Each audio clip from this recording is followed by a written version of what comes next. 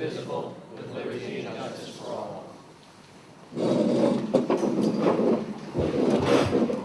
Has the meeting been advertised according to the Open Public Meetings Act? Yes, it has, Mrs. Beckman. Roll call. Mr. Boucher. Here. Mr. Bishara. Here. Mr. Cyan. Here. Mrs. DePinto. Here. Mrs. Esposito. Here. Mr. McEnroe. Present. Mrs. Latuya. Here. Mrs. Kraft. Here. Mrs. Baxter. Here.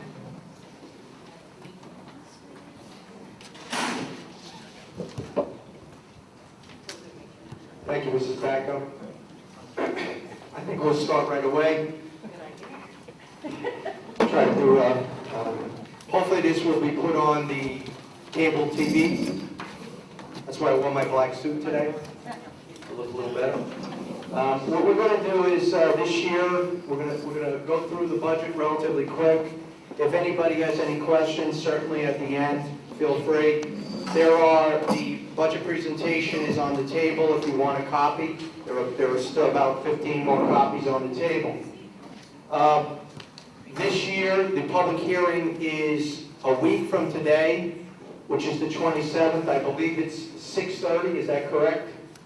I don't know what happened. Are we doing it 6:30? Thanks to Superintendent. 6:30 to 27. 6:30 on the 27th. And we'll do that. Next slide, please. Once again, we wrestle with these different issues, whether or not the appropriations will be for all-day kindergarten, which usually costs us about $450,000 extra. Courtesy busing for the elementary comes up every year. New teachers to try to keep our class sizes or reduce them. This year we went even further with technology. This year with technology, we upgraded the infrastructure to try to get every single school online and hooked into an online wireless access so that all schools have the same access as, let's say, the SUES and some of the other buildings. And of course, we always get into consumables, which are very expensive with any kind of reading series or science series. This year, the budget staffing appropriation, we're spending approximately $470,000 for 7 new staff. As you can see, one elementary teacher, which will probably go into Eisenhower, and you'll see the population growths for each of the schools.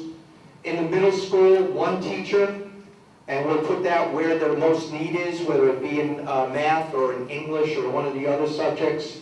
High school, 4, and the reason we're doing 4 in the high school is the 130 credits will be coming very soon, and we're trying to decrease the amount of students in the class as well as make some more offers. Special education, we always increase our special education population based on the mandated programs that we have to run. And this year, there's an 8th position, which is a technology technician, and we really hope that the budget passes because we really do need that individual. We have approximately $470,000. That includes benefits as well. Next slide. Facilities and infrastructure, I kind of mixed them together. The major technology, it's going to cost us about $1.7 million to basically upgrade the infrastructure to have unlimited access in every single classroom. You have $500,000, I believe it's a 3-year lease, and this year the $500,000 is a down payment. Replacement of the Eisenhower roof is $1.2 million. We're going to try to get that done. Hopefully we'll pass the budget, and that will go as well. And part of the redistricting plan is to make Slover School ADA compliant and the heating system to bring it up to where it needs to be so that it's at least comfortable in the building.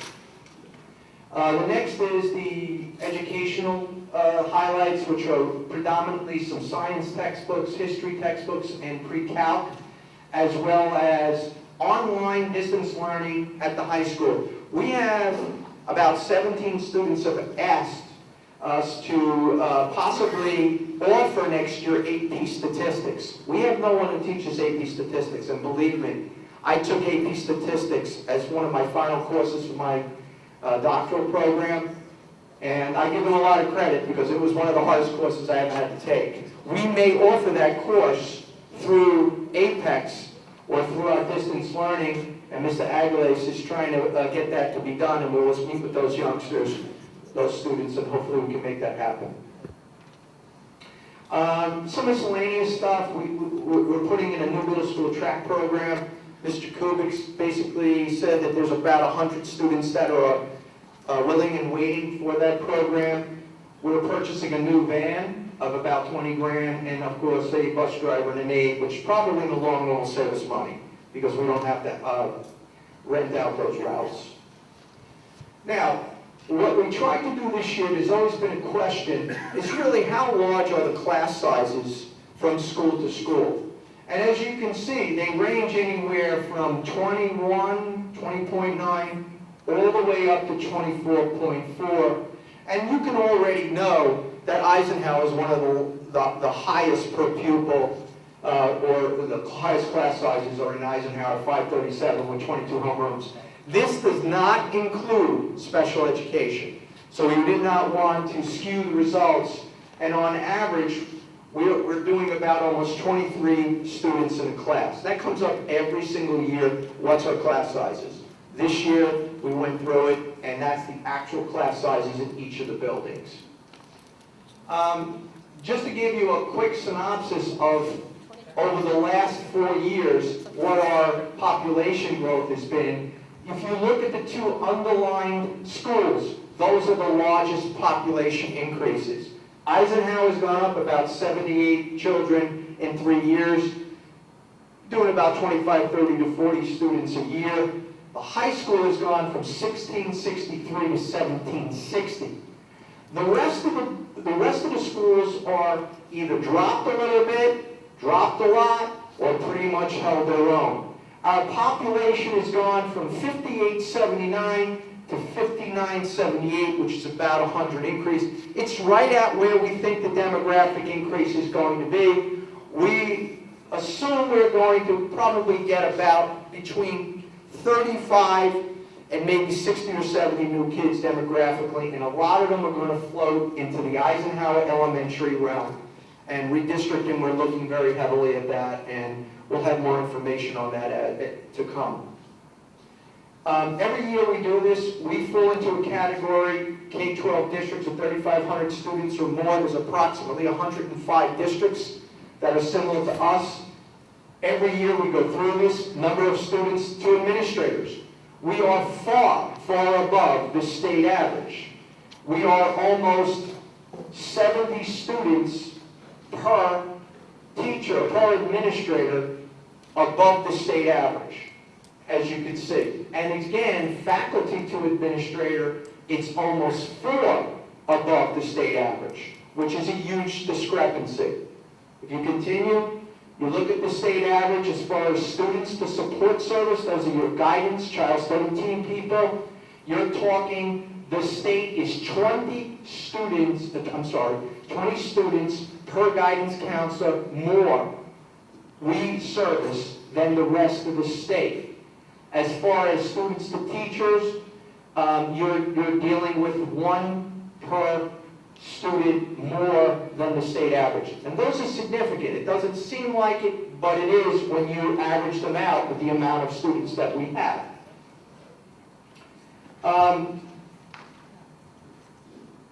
That shouldn't be next.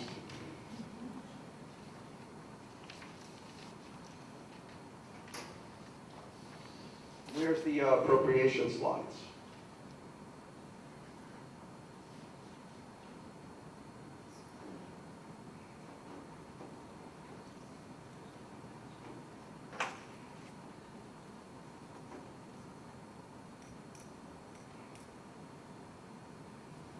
Okay, next slide after that. Next one after that. Keep going. Okay.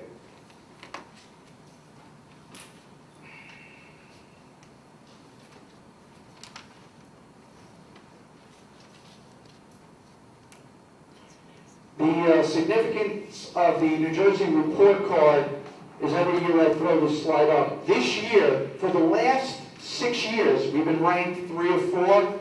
We made it to the top this year, ladies and gentlemen. We are the lowest of 105 districts in the state of New Jersey in this category. And subsequently, what that means is $3,043 per child we are below the state average and below what the state considers to be running a thorough and efficient education, and we're about $18 million if you convert the 6,000 children that we have below what we could be spending. Obviously, that's not going to happen. The next slide. Now I break it down, and this is right from the comparative spending guide of 3,500 kids or more. Again, we're number one of 105. Once again, if you look at the bottom line, 3,043, we spend 77% of what the average district in the state spends. Subsequently, if you look at the different categories, we're $1,400 per child below in instruction in the area. Guidance area was $600 below what the state spends. $359 below state levels, and 627 operations and maintenance is your custodians and your maintenance crew. So you can see that where we would break it down. Next slide. Now let's take a look at it in the county, and I always like that people say, well, you know, the state means nothing. Well, in the county, we're number one. We're of all the schools in the county, we're number one with districts 3,500 students or more. We outspend, or actually we spend less than Carteret and all the different districts that are here. When you average them all out, the average per pupil expenditure is $12,395. Ours is $10,566. That's a difference of $1,981. And if you convert that into dollars and cents, that's $11.8 million we spend every year, less than the average district in this county. That is significant, and nobody can say that that's not true, because this is coming directly from the comparative spending guide. We give a lot of bang for our buck. 5-year comparative spending guide analysis, again, we were 6th in 06, 07, 07, 08, we were 5th, we were 4th for a couple of years, and now we're 1st. Next. Taking a look at our revenue. We just basically just quickly, we pull every year to reduce the tax burden, $2.8 million we take out of our surplus, which is about 3.7% of the total revenue we take in. Last year we had 1.25 in capital reserve. This year we have 0, but we got another 1.3 million in state aid, which kind of counteracted that. So subsequently, if we didn't get that additional state aid this year, we would have been really behind the 8 ball. As you can see, state aid is 26.4% of our revenue, and we get about $20 million. So $20 million, we're at 2% with our state, 52 is the local tax. When you look at the state aid, it's 19 to 20.4, and our local tax levy is 52 to 53, and 2% of that is about $1 million. That's basically. But if you look at our revenue has only gone up about 0.6%, and that being because we've offset a lot of it with surplus. Now, if you look at the appropriation slide, the appropriation in the revenue, this is not like a typical budget where we're deficit spending like the federal government. Basically, we have to balance our budget. So you can see that our appropriation side is only going up about $500,000. It's only going up 0.6%. That's unheard of. When I first started doing this in 1988, my first budget went up 16%. The appropriation went up 16%. There was no cap. There was no, you can spend as much money as you wanted as long as you could raise the revenue. There was no tax cap. There was no controlling of spending as there is right now. And if you look at it, once again, 60% of everything that we spend is on salaries, and another 16% is on benefits. So 76% of our budget, 3/4 of it, is basically for salaries and benefits. And then when you factor in some of the other areas like transportation and tuition, and you can see that benefits have dropped almost 10%, because we've worked very hard with our broker to make sure that we get the best bang for our money as far as benefits are concerned. Tuition, I have to thank Ms. Duffy, who's brought a lot of the children from the outside special education programs. She brought a lot of different programs back into the district, and our special education tuition costs continue to drop every single year. Capital outlay has dropped because we didn't have that large 1.2 capital reserve, so it dropped about $800,000. And subsequently, and utilities, of course, have gone up 8.1%. What will it cost us? $60.63. This year we did something a little different with this slide. We put in market value, because a lot of people say, what is 104, where can you find a house for 143.7? 143.7, assessed valued house, when you calculate it out for market value, is $315,000.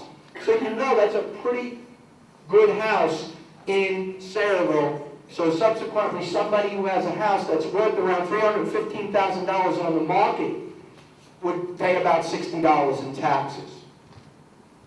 We averaged in the last 6 years about $54 on average each year for the last 6 years. This year we're at $61. Notice I have a question mark next to actual, because hopefully this budget will pass. If it does not, it goes to the mayor and council, and the mayor and council can cut it. If you notice, a lot of the years it goes from proposed to actual, and it drops, because every year, except for last year, where it stayed 52 to 52, is because we passed the budget. And those are the things that obviously we talk about: class sizes, fewer AP courses, if God forbid we don't pass this budget. Thank you very much. Any questions? Yes, sir. My name is Howard Manis. My kids are part of the school system here. My daughter was in kindergarten in '93. My son is currently a student here at the high school. I myself am a faculty member of North Township High School. My question to you is related to the budget. I don't understand in God's name why you guys did not move the election up to November. I think nobody's going to vote in April, relatively speaking. This year's a presidential election, next year's a gubernatorial election. As you know, when I was a parent, the budget fails in most years, not all years I thought, but in most years, because the seniors and other people without kids do not come out. You have a presidential election, a gubernatorial election, and God knows, Christmas is every controversial. I think in the following the law and order, they know it's going to be up for the election. The people will come in November. I will come more in November than I would in April. And I really, I think we'll surround the districts here, you know. I think, I don't know which one's exactly, the Amboy, Brunswick, my district. We all moved to September. I think the majority of the state moved to November. Why? I just want to know why you guys did not move this very important vote. I wanted the vote to pass. Why didn't you move the vote to November? Thank you. Dr. O'Connell, that's not a question for you, because the board has the authority to do that, not the superintendent. So I think the board should answer that question. Well, who knows? I just wanted an answer, and I was certainly asking it. Well, I can comment on it while you guys are. I know why we did it, because we felt we wanted to leave the vote continue to leave the vote to the people in the community, because we felt that they should have an opportunity to have a say in the budget. Whether I agree or disagree, it's always been our Achilles heel as far as getting a budget to be passed, but we passed one last year, and hopefully we'll pass one this year. Honestly, it's water under the bridge. There's nothing I can do about it now, and we certainly hope that every member that's in this room tonight will certainly go out and get another 10 people to vote, because we always get that no vote, whatever that number is, but we sometimes don't get enough of yes votes to exceed so that we can pass a budget. To go back and say why we didn't, in all honesty, sir, it's water under the bridge for me. And I certainly hope and I pray that we made the right decision in the sense that we don't have to go back to the mayor and council, because in a lot of ways, you know, we have a very good budget now, because now we have a lot of facility, we have a lot of new staff in the budget, and I'm just hoping that, you know, the voters will come out and support us. I And, hope so, I'm very, as I said, my son's graduating. and I appreciate you coming I out. want the best for him and for the school, my kids, since 1993, my kids were in kindergarten. But I'm pessimistic, I'm sorry, I hope I'm wrong, but I'm pessimistic about it. Well, you can come back, let's see, when is it, April 17th? And you can come back and hopefully we can shake hands and say, well, we did it. Hands now. No, I get it. I'm not being disrespectful, I just- No, I'm not saying you are. Districts, but with Weber and Salem, my home district, status quo. Sometimes the status quo has to change for progress. I agree with you. 87% of the districts in the state changed in November for the very reason the state gave us an opportunity to get a budget passed.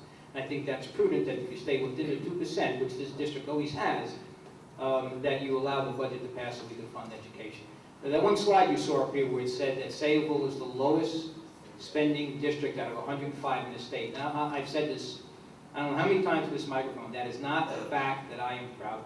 I don't brag about that, and I certainly wouldn't tell any other board member in the district that that's what I'm happy, that's not what I'm about. I agree, the best thing we can do with our tax dollars is fund education. For many years, you saw right here in Sayreville, $3,000 less per student than the state average. And it's going to be less when the budget goes down.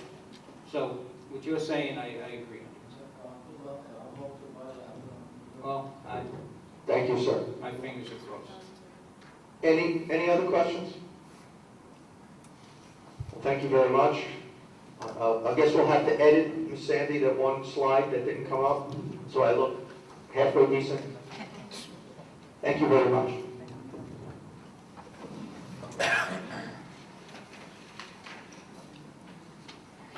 Well, I'm sorry, Mrs. Bagnall, can I comment? I would just like to let you know, sir, Madison? Mr. Manis, I would just like to let you know that the reason why I didn't want to switch to November at this time was because there's just too many unanswered questions. And had we moved to November, we would have been there for 4 years. So I would like to see the other districts try it out. I'm not feeling real good about it. I don't think that it's going to work. So let them try it out. If it works, great. We can revisit it next year, and absolutely, I would consider changing it. But at this time, I'm just too leery.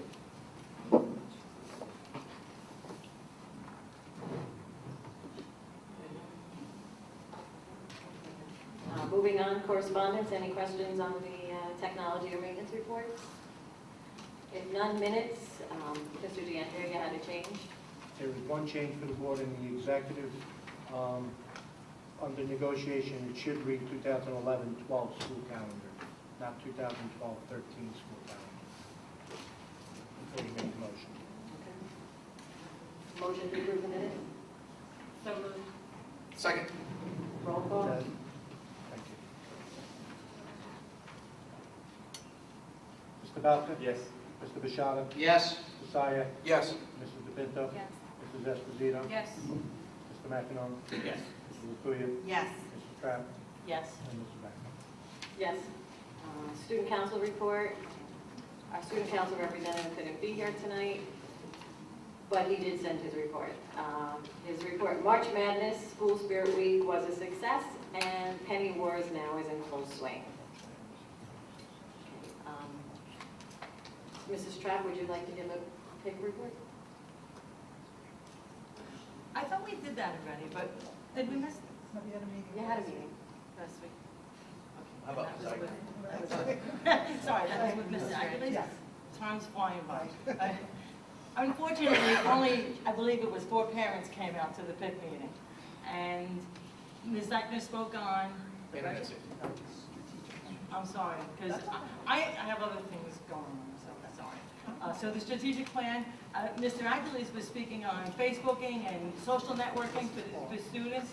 And I'm sorry that more parents didn't come out, because I think there's so much that the parents can learn from that. So hopefully next time we'll get them out there and protect our children. Mrs. Eichner, are we abandoning this representative report, or having a representative here? Because I haven't seen one in a while. We have not had consistent people coming to the meeting, so it's been a little difficult. Right. So, but I mean, I think if you want to, either Mrs. Trapp or I. Yeah, it's not a problem. Right. I think District highlights? Oh, that's me. Our district highlights. During the month of February, Emmett Olive Elementary School collected $2,367.91 in spare change for leukemia lymphoma society school and youth program. The fundraiser was coordinated by Ms. Herb Creel, Arlott School nurse. All of the money collected will help local patients and thousands of others fight blood cancers. Also during the month of February, Arlott Cares collected $75 for the American Heart Association. These are just two of the many altruistic programs Arlott School is involved in. On Tuesday, March 13th, 15 high school students went to the Samsel Up Elementary School after school to tutor 17 4th and 5th grade students. The students met in the science lab where the students sat in twos at the long tables and worked 1-1 or 2-1 with their tutors. This was the first time that the students met each other, but by the end of the session, the 4th and 5th graders felt as if they had a personal mentor. The high school students went right to work with smiles on their faces and taught the students from 3 p.m. to 4:15 p.m. The high school students devised their own manipulatives out of used cardboard boxes in order to teach geometry, bases, sides, and vertices.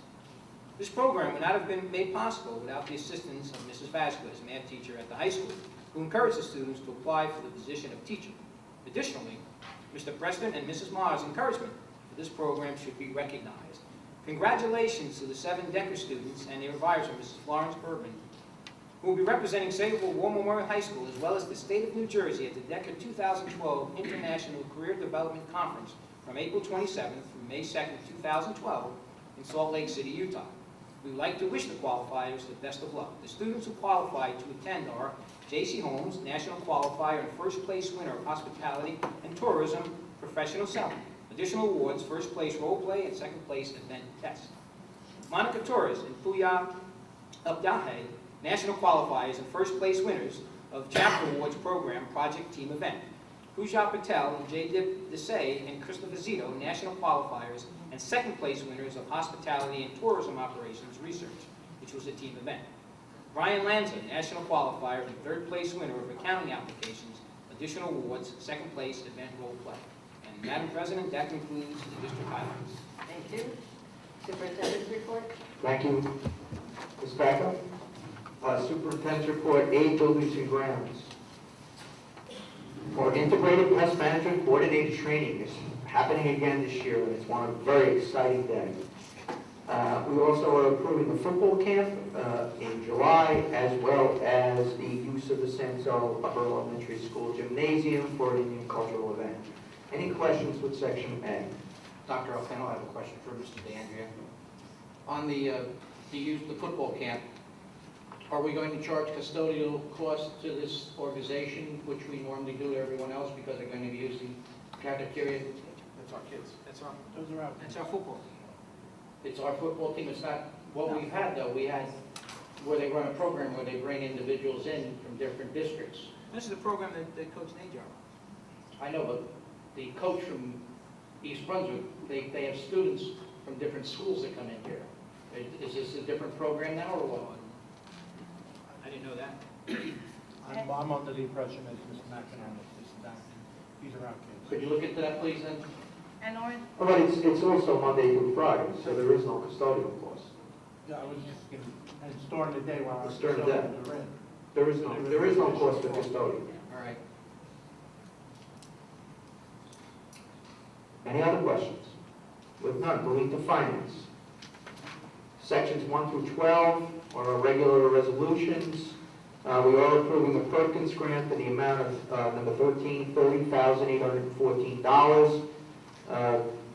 Middlesex County Arts Middle and High School Program.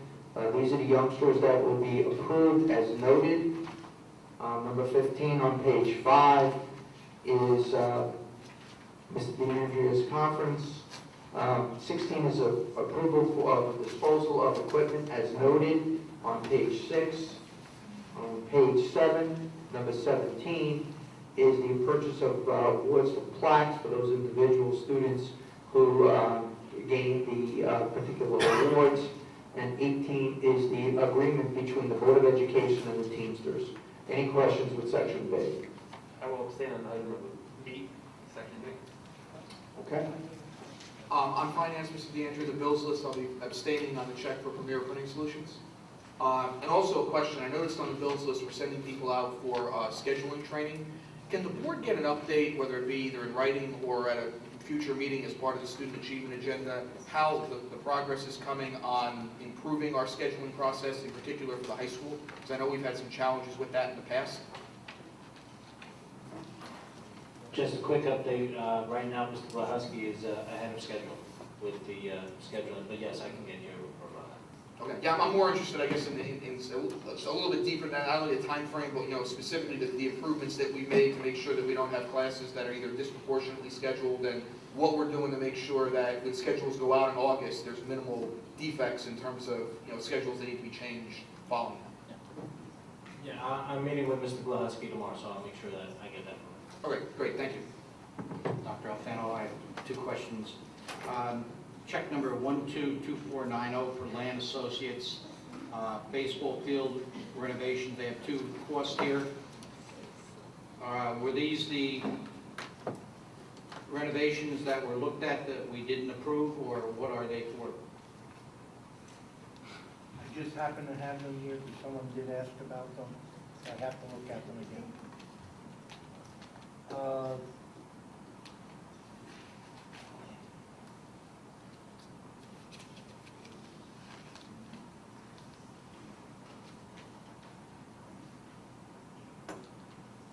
This is for the additional work and related to the investigation that they did, from what I have. Investigation of what? Of the, behind the fence, when we brought them in, when we had the, when they noticed that term, the retaining wall, I guess is the best way to put it. Right, both of those bills are for the retaining, That's issue for with the that. berm? That's for that. Another bill is for the heating system upgrades. No, this is all baseball field stuff. There's 2 Well, I'm going separate. through, I have 4 Yeah. invoices. Correct. And then the other one is for soil. So one is for the investigation and one is part of their services. What I have in front of me. One was for the full soil investigation, and the other one was for their services. There's 2 others. Ray Sipley, is that the first payment we paid him as the advisor for the project, the $1,000 check? Is it in his I have a check number if it matters. If it is, that's the first check he's going to Okay. Then the last question I have pertains to what is our savings with having a mild winter with the electric and heat? You have a projected cost, what that would be? Haven't even looked at it. What I normally do is year-to-year basis. I just budget from the prior year. When you get the next report, I make changes based on the cool summer, the cool winter that we had, or the mild winter that we had. So I just adjust encumbrances. I don't look at the actual savings because, and as we spoke about this 2 years ago, you have to be careful because are you talking dollar savings or therm savings? Because with the increase in the cost of gas, your bills may have not dropped off much, but you may be using less. So you have to be careful. And are you looking at dollars or therms? Therms, I can tell you we saved because we haven't needed to heat the building. True dollar savings is less, and what complicates it even further is we've now started to move to more controlled systems. So the fact that we've now implemented more of our schools under control, we're saving money directly in that relation. All I can do is do a comparison year to year and tell you the dollar savings. I've never really done the therm and all that other savings. I was just curious because we've had a mild winter and I know we budgeted X amount of dollars. And I freed up that money into the budget at this point in time. Thank you. Any other questions? Moving to section C, personnel not certified. There's a separation agreement, an extension of an unpaid personal leave. And I would like to acknowledge the education support professionals of the year. Anne-Marie Menente from Olive School, Barbara Morris from Eisenhower School, Suzanne Gower from Truman School, Maureen Grossman from Wilson, Mary Alice Pearson from the Sansol Upper Elementary School Project Before program, Donna Evigan from the middle school, Doreen Ortizio from the high school, and Barry Anderson of transportation. I'd like to congratulate all those people for a job well done. And number 4 is our new substitutes. Any questions with that section? Mr. DeAndrea, I'll be voting no on number 1, separation agreement. Okay, good noise. Phyllis Baco? I also was going no number 1. Sound good? I'll also be voting no on C, item 1. I'll be voting no on number 1.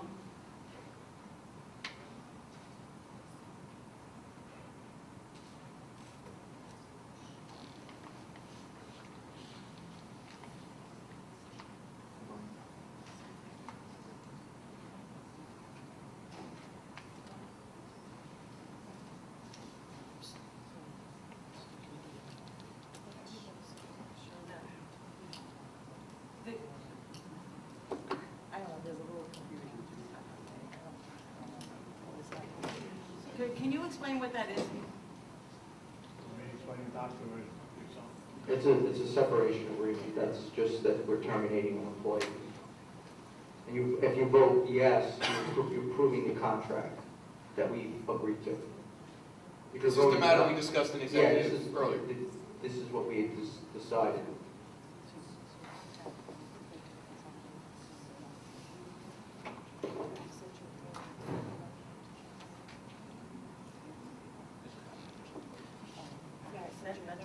Okay, okay. She's yes. No. She's not. Can we? Doesn't matter, we have the votes anyway. Okay, move on. Move on to the next section. Go on. We have 5 yeses. But we won't. Okay. I'm going to get super excused. All right. D, personnel certified. Resignation of a few teachers, a grant of an extension of a child rearing leave, retroactive pregnancy leave, another pregnancy leave. I would like to congratulate the 2012 Middlesex County Governor's Teacher Recognition Teachers of the Year. They are Heather Lacey of Olive, Lori Hershkowitz of Eisenhower, Dawn O'Hara of Truman, Carrie Gamma from Wilson, Carrie O'Neill Fleshner from San Soliver Elementary School, Claire Kraft, and James Kraft, a doubleheader, middle school and high school. Husband and wife team. Congratulations to those individuals. Professional days as listed. Some employment as listed, and substitutes. Just as a note for the teachers, we will have a luncheon for them, as well as we will acknowledge all the ESPs and the teachers. I believe it's in September when we do that. We don't do that now. We just approve the official people. Any questions with section D? With none, moving to policy E. The Board of Education is requested to approve the second and final reading of the district strategic plan. Any questions with E? With none, moving to curriculum. This is to approve the extended school year program and the summer program. Number 2 is the services and placements of special education. And finally, number 3 on page 13 is our HIB reports from 123 to 136. Any questions with those? Just for clarification purposes, I didn't go through the calendar, Mrs. Duffy, but I'm assuming this is 20 days, 5 weeks? Yes. Thank you. Moving to section G, co-curriculum. This is the Decker Tournament Career Conference from April 22nd to May 2nd, which will take place in Salt Lake City, as Mr. McEnroe so eloquently discussed. Any questions with that section? Do they need a chaperone? Yes, they told me I couldn't go. H, support services, waiver of transportation, and a route change, and the Board of Education is approving, hopefully will approve 14 field trips as noted. And that concludes my report. Thank you.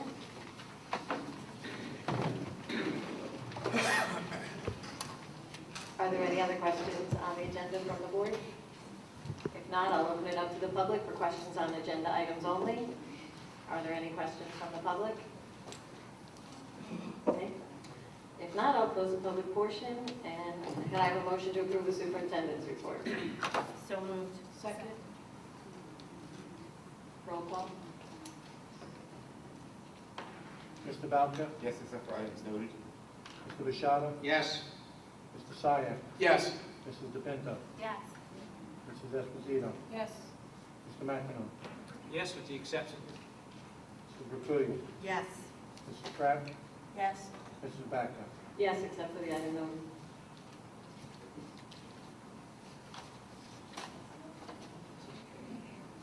Delegate to New Jersey School Boards Association.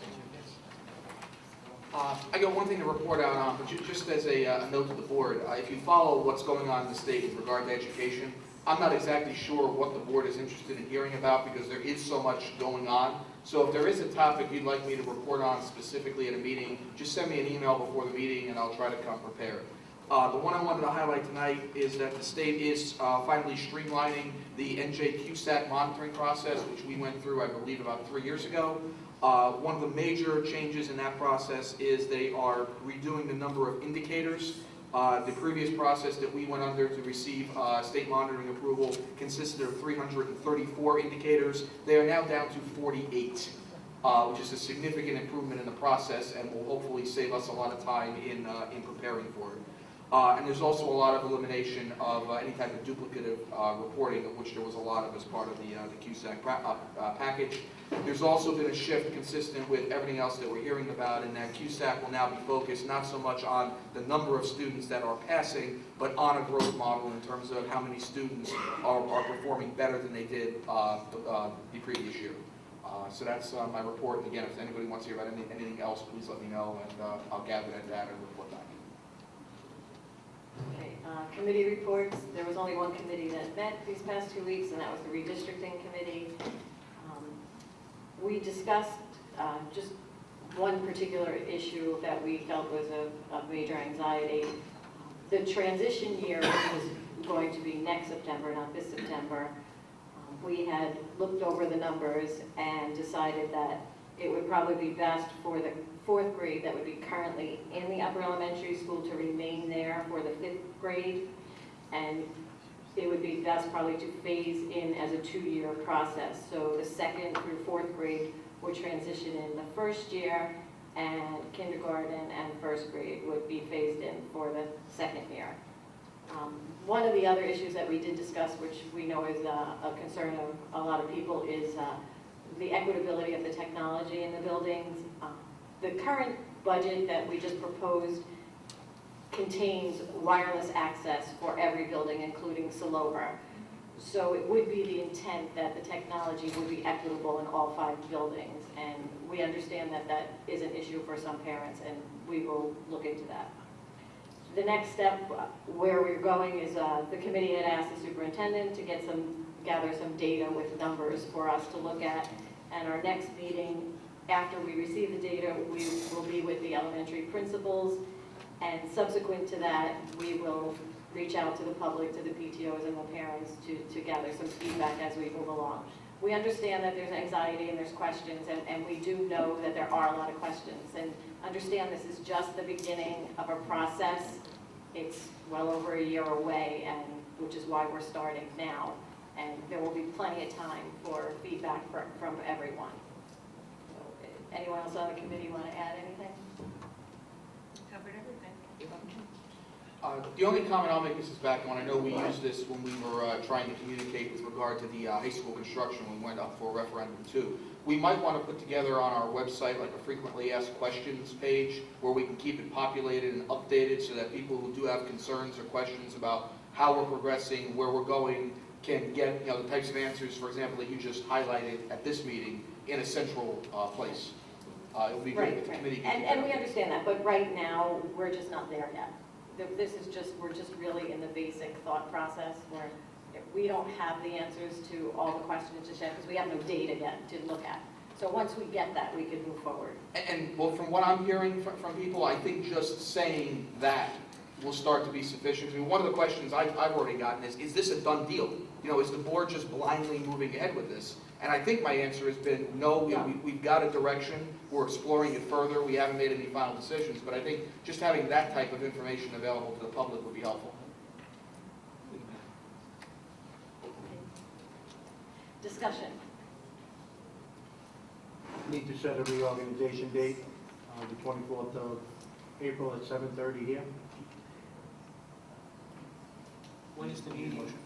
When is Yeah, the, that's our Board of Ed meeting. that's the meeting, there's a meeting on the 3rd, right? We meet the 3rd, and the elections are the 17th, and we normally reorganize the week after the election. That's the 24th. Right, he's just asking for approval. Oh, I thought you said redistricting. No, reorganization. Reorganization. The Board of Ed reorganization. Need a motion to approval So of moved. advertising. Thank you, Mr. Sal. Thank you. And may I add that it's Tuesday, the election day, not Wednesday, the 17th of April. Somewhere it had shown that it was Wednesday. I think last year. Yeah. Yeah, I think Last it was a year, yes. confusion, but. I didn't see one. Roll call, Cory. Roll call? Mr. Malcolm? Yes. Mr. Bishada? Yes. Mr. Syak? Yes. Mrs. DePinto? Mrs. Esposito? Yes. Mr. McEnroe? Yes, I like it. Mrs. Rakuya? Yes. Mrs. Kraft? Yes. And Mrs. Mack. Yes, just one comment, our next meeting for the adoption of the budget, I know at the last meeting we said it's going to be 7:30 here. It is going to be at 6:30. We had a conflict with the room because it was already booked, so it's going to be in the media center if anybody wishes to attend. Public portion. Anybody wish to speak on any topic at all?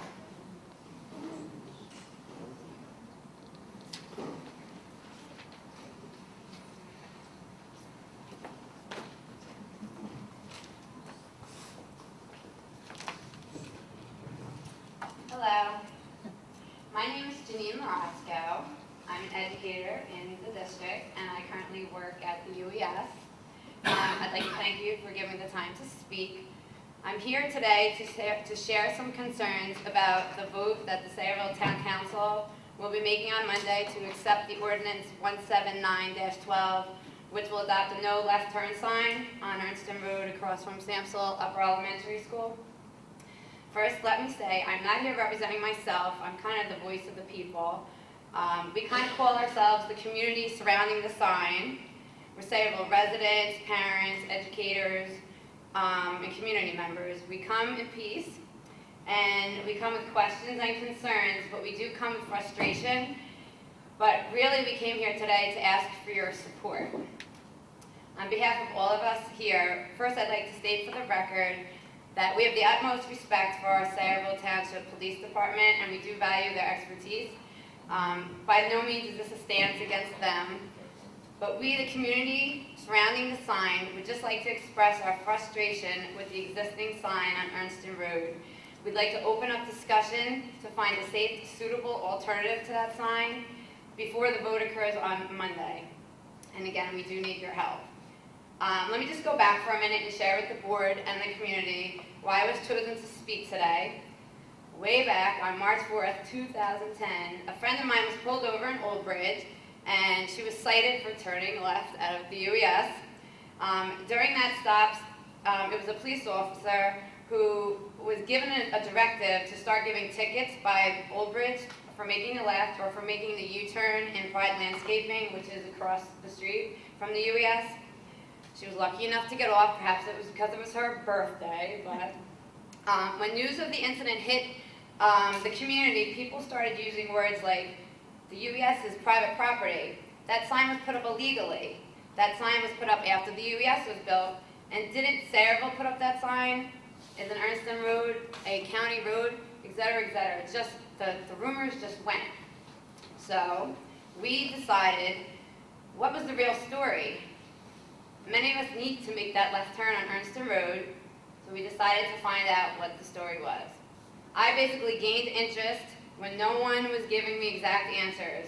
I felt compelled to do more research, and here I am, 2 years later, still trying to get answers. We're frustrated, and we need your help. We didn't know where that sign came from at first, and if there was no record of it, some of us were saying, was it illegal? In our research, we did find, as many of you know, that there's a New Jersey law, 39-4-8A. It says the municipality must notify and receive county concurrence and supporting resolution for a turn prohibition. The engineer must also provide a signed and certified to his license a traffic study providing justification for the left turn, crash problems, sight distance, congestion, proximity of the traffic signal, etc. But our unanswered questions from every level, we called municipal, county, the state. We really did a thorough job. Led us to believe that this wasn't done, and we were very frustrated. However, last week, on March 12th, at the Sayreville Town Council meeting, they tabled the vote for the ordinance, and we, the community surrounding the sign, were asked to have a sit-down with Sergeant John Bartlinski, the Sayreville Traffic and Safety. I did invite him, but just in case there was some discussion. And we finally started to get some answers from that point on. We asked Sergeant Bartlinski for his traffic study and his research, stating the law, and his response was that the private property owner, the UES, can opt to put up a sign as long as they are not restricting the movement on a county road, in this case Ernston Road. So no study or investigation was needed. In our sit-down with Sergeant Bartlinski, it was also stated, and this is where you guys come in, that our board put up the sign 8 years ago. So after hearing that, we decided to come here. Okay. We did further research though, and we did find out that we were informed by Debbie Shedlock, Sayreville Transportation Administration, Dr. Alfano, that there was a meeting in 2005 before the UES opened. They were in attendance. Dennis Fife was in attendance, Sergeant Bartlinski, another police officer, and a great decision at the time was made at that meeting to put up the no left turn sign to keep our students and our staff and our community safe upon exiting the UES. However, 8 years later, we, the community surrounding the sign, believe that although this sign keeps us safe, it is just not practical. We would like a traffic study done to find another safe, suitable alternative, and we need your help. For at least 5 years, the community surrounding the sign have been directed to turn right when in fact the sign was erected, for lack of a better word, illegally, without a borough ordinance. Our main concerns are this. One, money. The taxpayers' money. Our school buses who have bus routes to the left of Ernston Road must turn right onto Ernston Road and then turn around and then go back right again to go back onto Ernston Road. The major concern about this is the extra gas that is being used for the buses, which ultimately comes from the taxpayers' pockets. And if we ever become a K-5 school or the mix that we're talking about in the future, that would mean probably more buses, which means that again, our residents will be shelling out more money. Additionally, complaints are being made from our neighboring town of Old Bridge. To alleviate the turn prohibition, buses need to turn around somewhere, and the owner of Pride Landscaping across the street from the UES discourages this and has made several complaints to Old Bridge, and I believe the Sayreville Police Department as well as the UES.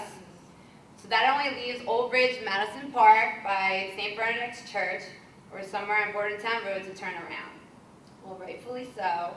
Now the neighbors of Madison Park are complaining, and Amelia, I think you can contest to that. Basically, this is not a viable solution to turn into that residential area either. In addition to that, some of the buses use Bordentown Road to turn around, which is way, way out of the way, and especially with the congested traffic for the hole in the wall. This intersection, as most of you probably know, is going to be closed soon to work on the bridge, so what then?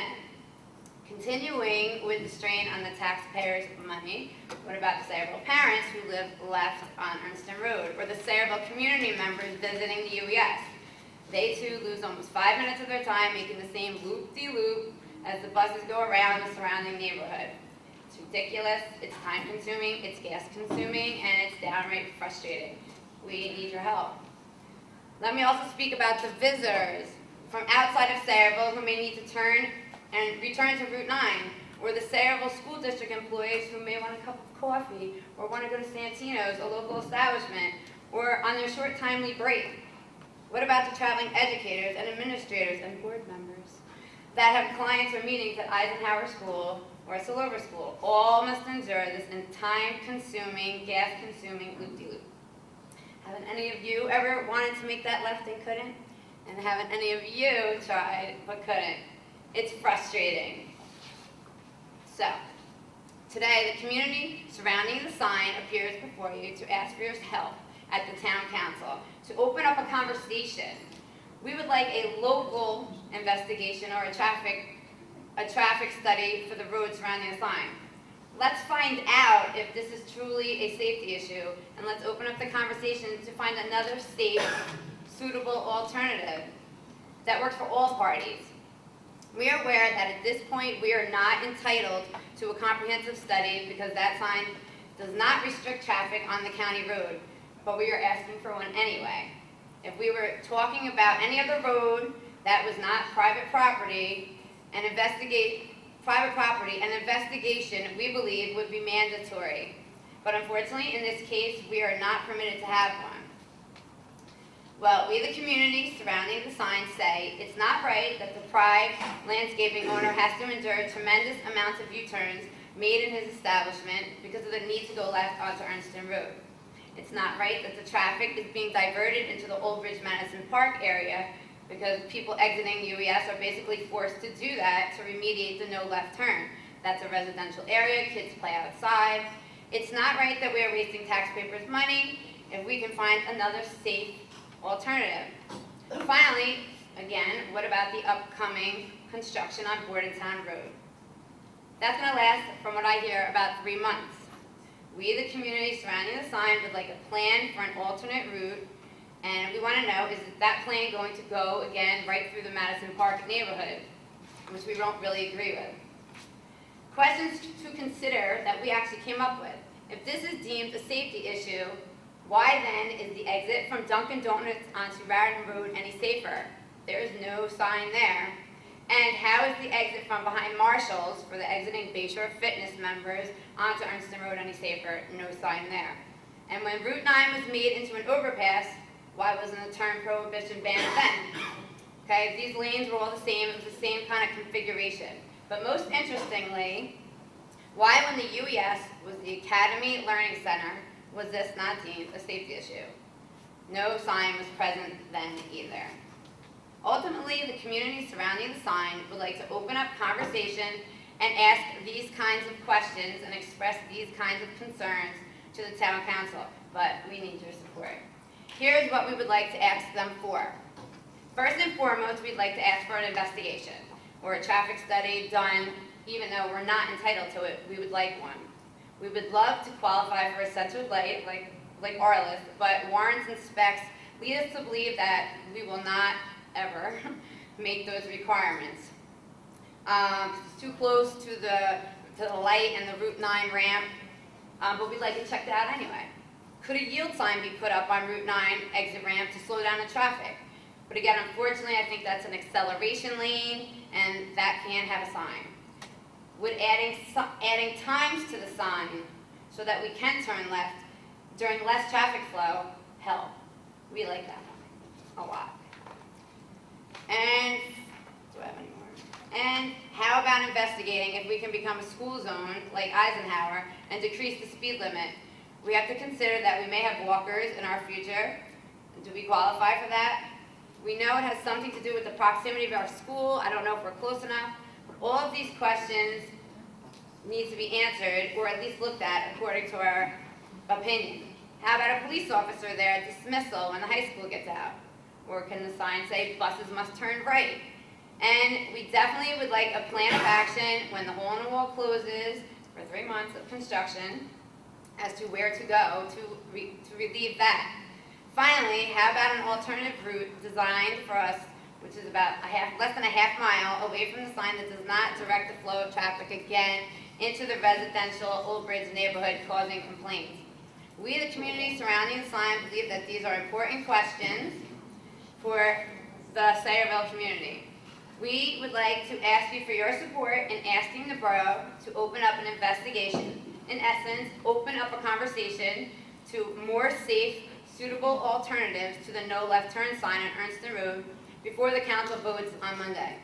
The no left turn sign, although it is providing safety, is not practical for our Sayreville residents. It's wasting our taxpayers' money, it's causing conflict with our Old Bridge neighbors, and we, the community surrounding the sign, are just looking for another safe, suitable solution for all parties. And we believe that starts with an investigation, a conversation at town hall.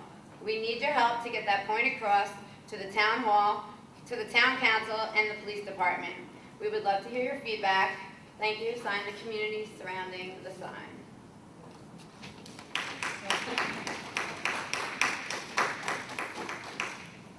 If I can concisely try to Yes. answer some of what I thought were the questions. I'm sure you're well aware that the sign is not our jurisdiction, and we don't have any control over it. I was at the council meeting when that occurred, and John Bartlinski did approach me after the meeting to ask me. I did speak to Dr. Alfano and Mr. DeAndrea because they were around at that 2004 meeting, I believe it was, and I believe the school did want that sign there for safety reasons. Right, And exactly. saalsafety was the issue. And we all agree on that. So we do agree it's a safety Yes, issue? we Okay, so all agree that safety is first. Okay. You know, we're all looking for something safe. Okay, so I did poll the board. While an alternative is not out of the question, there wasn't anyone on the board that's going to go out and say, we want to take the sign down for safety reasons. We don't want to take the sign Okay. down. Okay. I did, a traffic study is total jurisdiction of the mayor and council. We have no control over that. The part you talked about, marshals, I agree with you, making left turn probably is clearly a safety issue, but that's Old Bridge jurisdiction, not Saraville. Right. So that you can take up, you'd have to take up with Old Bridge. The light, if you wanted a light, I can tell you, even if you got it approved, you'll probably be retired by the time it would go up, because that's how long a traffic light comes up to. When I did speak to Sergeant Bartlinski after the meeting, one thing he did say, when the hole in the wall is closed, he is going to look into an alternative mechanism. That's no doubt that he will do that.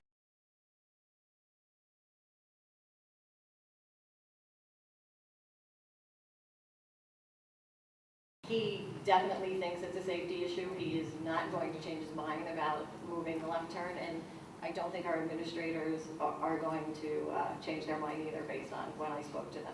Right. We, again, agree that we want safety to be first and foremost. We just wanted to open up the conversation to see if there was something else besides the no left turn sign that can still keep us safe, but would be more practical to the Saraville residents and would alleviate some of the complaints going to Old Bridge, and, you know, that's our neighboring town. So we were just looking more to open the conversation, because again, we're not entitled to an investigation, but we kind of wanted more people involved. You know, we respect Sergeant Bartlinski, but maybe more people to maybe see if they can come up with another suggestion. That was really our main focus. We don't want to take the sign down. You know, we just want to see, is there an alternative that maybe, again, the times on the sign, something can be done to help the situation be more practical and appropriate for the Saraville residents. Okay, before I wait for comments, I just want to finish on this. Is there anyone on the board that would be objectionable to using that police officer to direct traffic to middle Well, how is he school? going to, is he going to direct the traffic to go left? I mean, what is? Well, no, it wouldn't be up to us to determine the directing traffic. It would just be whether, since we pay for that officer, would we be willing to do that? We have no jurisdiction over directing traffic.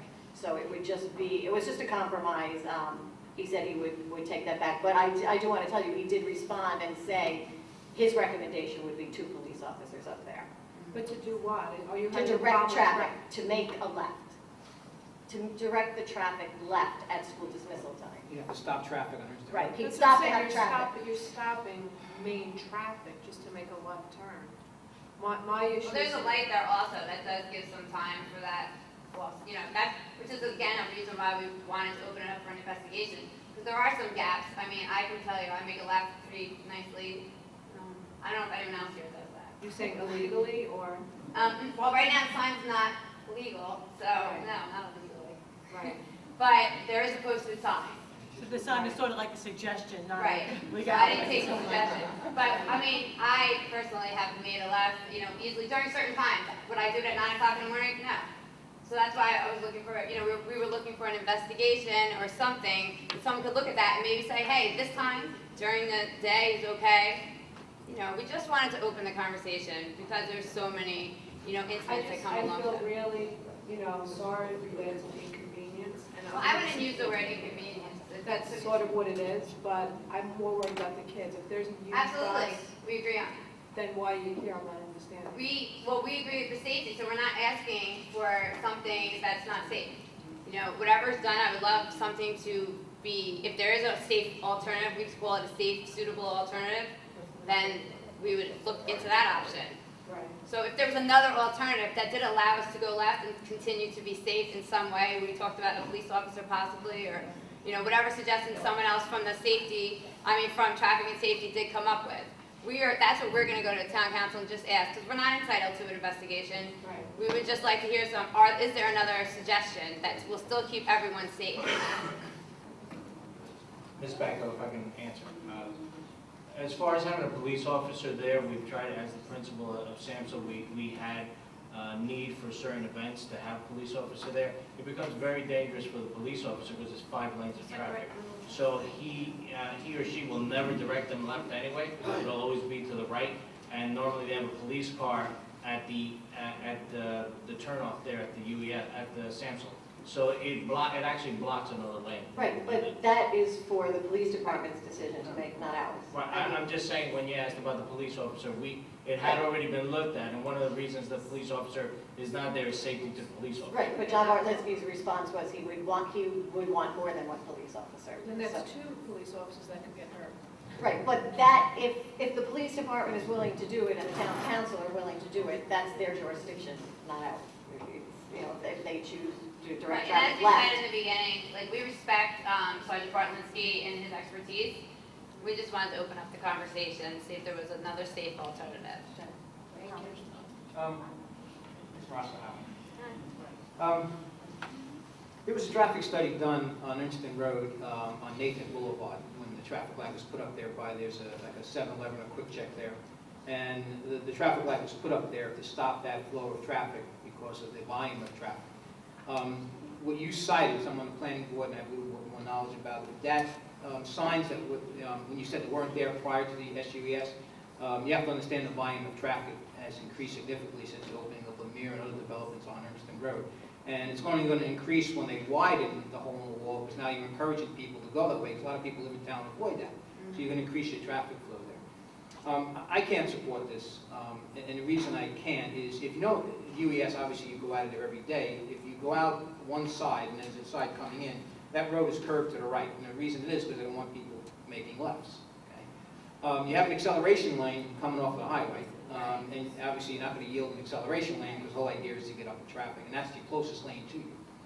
Secondly, if somebody gets T-boned coming out of that left hand, and they say to me, Mr. McEnroe, why did you support the change in the sign? I don't have much to say except, well, convenience of adults.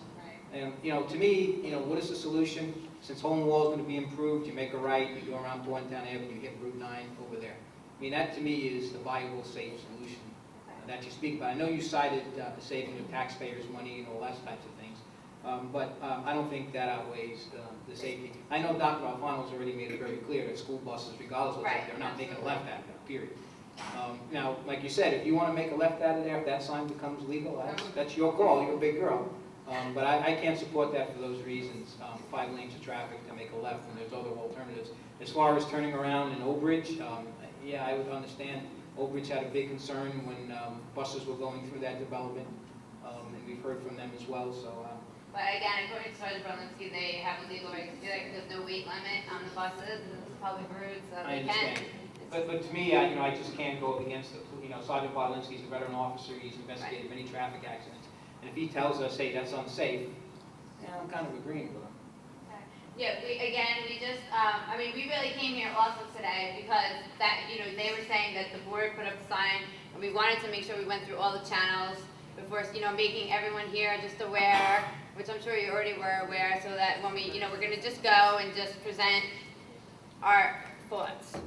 Basically, again, asking for the investigation to open up for suitable, safe alternatives. And, I know it's an uphill battle. The man from the county told me I have a snowball's chance.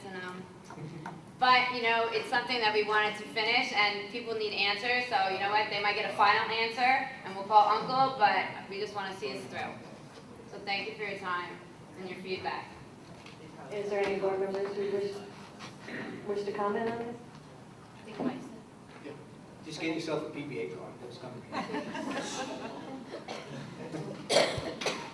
Is there anyone else from the public who wishes to speak? No? If not, Make a motion to adjourn. Second motion. meeting adjourned.